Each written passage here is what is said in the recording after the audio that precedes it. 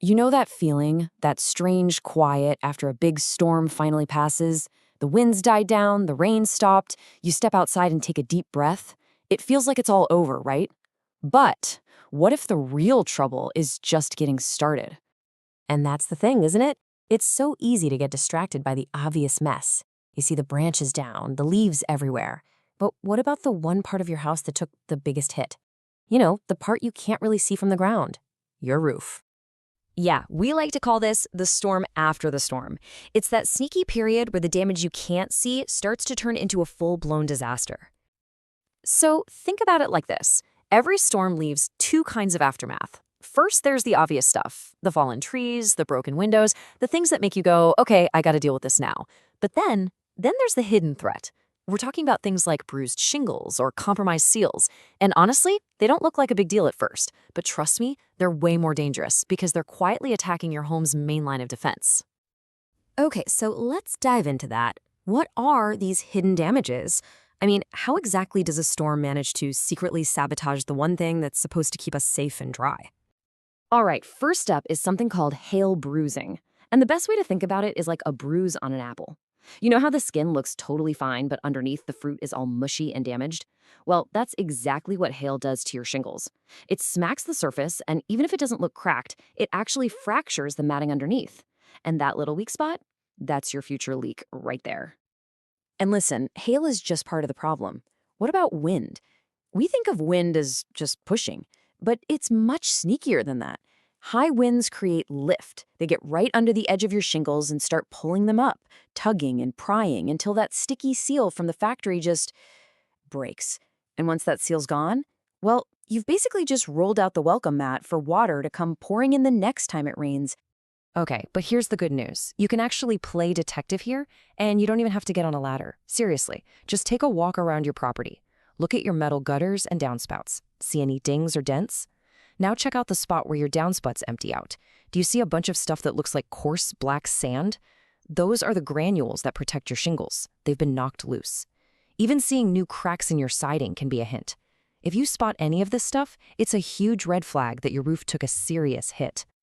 So finding these clues is a great first step. But the next step, this one's absolutely critical. You've got to get a professional inspection. This is not the time for a DIY project, believe me. You need an expert who knows precisely what they're looking for.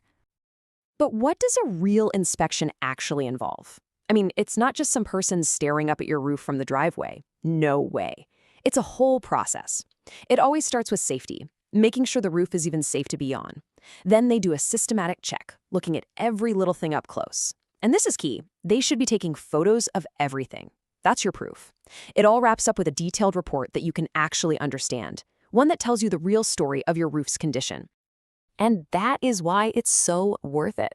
A pro is going to see those tiny, subtle signs, that little bit of hail bruising, that shingle seal that's just barely lifted, things you or I would walk right past. Their job is to find the small problems before they explode into huge, expensive, catastrophic ones. Okay, so you've got the inspection report. Now what? Now you move on to the path to restoration. And I really want you to focus on that word restoration. Because this quote says it all, doesn't it? The goal isn't just slapping a patch on a leak. It's about bringing your home's protection back to 100%. It's a completely different way of thinking, moving away from a quick fix and toward real long-term security. And this chart here just lays it out perfectly. A simple repair, the goal is just to stop one little leak you can see, it's localized, basically a Band-Aid. And the result is, well, it's temporary. But look at a full restoration. The goal is way bigger. It's about the health of the entire roofing system. The scope is comprehensive.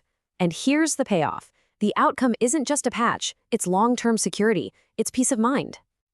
All right, so as we start to wrap this up, let's just pull it all together. Once the storm is gone, your job isn't over. Your focus has to shift to making sure your home's most important shield is secure. Seriously, never, ever forget what your roof is doing for you. It is the #1 absolute first line of defense your house has. It's up there 24/7, taking a beating from sun, wind, rain, hail, all so you don't have to. It's like a silent guardian, and you just can't afford to ignore it. So I want to leave you with this one final thought. We put so much time, so much effort into making the inside of our house a safe, comfortable place for our family, right? It's our sanctuary. But what's protecting the sanctuary? The answer is literally right over your head. So the real question you have to ask yourself is, are you paying attention to it before it's too late? Before you see that first water spot on the ceiling?